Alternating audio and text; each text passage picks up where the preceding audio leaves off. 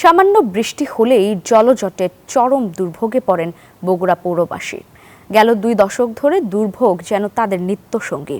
Drain উপচে রাস্তার পানি ঢুকে পড়ে বাসাবাড়ি, শিক্ষা প্রতিষ্ঠান সহ ব্যবসা প্রতিষ্ঠানে।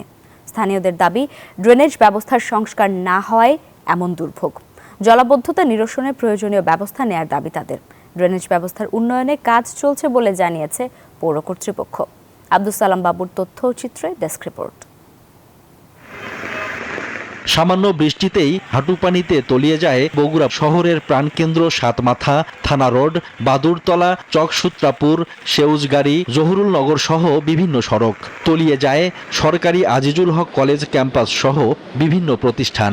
7 দিনেরও বেশি সময় ধরে থাকে এই জলাবদ্ধতা। পানি ঢুকে পড়ে বাসাবাড়ি ও ব্যবসা প্রতিষ্ঠানে। পৌরবাসীর অভিযোগ, পানি নিষ্কাশনের ড্রেনগুলো বছরের বেশিরভাগ সময়ই ভরে থাকে আবর্জনায়। ড্রেনেজ ব্যবস্থাকে দুষছেন তারা। অল্প বৃষ্টিতেই পানি ভরে যায়, ড্রেনের দুর্গন্ধ, চলাফেরা করা যায় না। মানুষের বাথরুমের পানি দিয়ে দেখা যায় যে রাস্তা ভরে যায়, ড্রেন উপচে পড়ে যায়, ভ্যান গাড়ি ডুবে যায়, মাল নেওয়া যায় না, অসুবিধা হয়ে যায়। ড্রেনিং ব্যবস্থা যদি ভালো হয়, আমার মনে হয় যে পানি আটকাবে না, পানি থাকবে না। জনদুর্ভোগের কারণ তুলে ধরেন সচেতন নাগরিক সমাজের এই প্রতিনিধি। পানি নিষ্কাশনে যে মাস্টার প্ল্যান থাকার কথা সেটা বগুড়াতে নাই, এবং এটা একটা সিটি শহর ঘোষণার মধ্যেও দিয়ে এটা সিটি শহর হয়ে যাওয়ার কথা এখনো হচ্ছে না। তারপরেও আমরা আশাবাদী।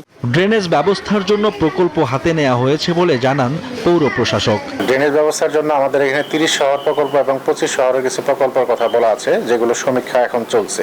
তো সমীক্ষা শেষ হলে এই প্রকল্পের মাধ্যমে পৌরসভার আধুনিক একটা ড্রেনেজ সিস্টেম উদ্বোধন করা যাবে।